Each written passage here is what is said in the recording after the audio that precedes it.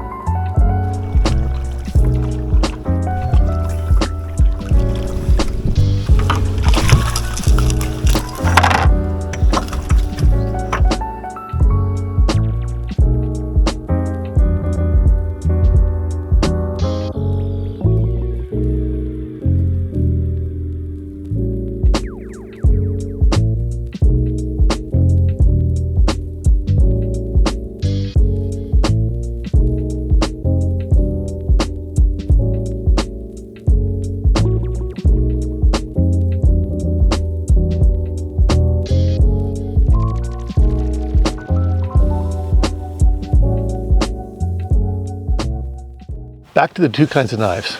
There's the Swiss Army knife, got a couple different blades, magnifying glass, scissors, tape measure, nail file, corkscrew, and awl. You even have a little toothpick and a little pair of tweezers. You can do a lot of different things with this knife, though nothing really well. Contrast the filleting knife. One blade does one thing really well. It's designed for a single task, cleaning fish. Back to the basic question. What kind of church or ministry are you a part of? What kind of disciple are you? What kind should you be? Might be tempting to say Swiss Army knife versus filleting knife, but that would be a trap.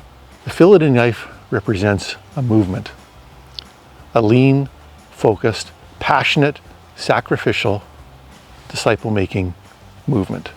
The Swiss Army knife represents what we call the full-service church, an established ministry, even an established denomination, often in decline. These churches and denominations and ministries were once movements.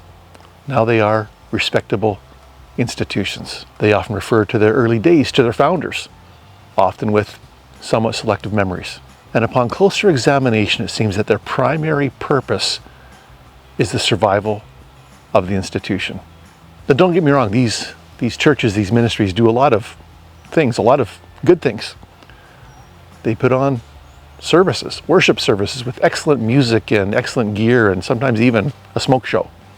They teach the Bible, and sometimes they even call people to apply the lessons of the Bible.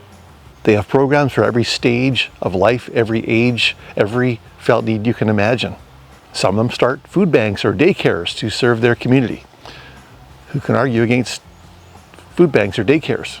Many people are reached through these ministries. That is, as they do their programs, more and more people attend.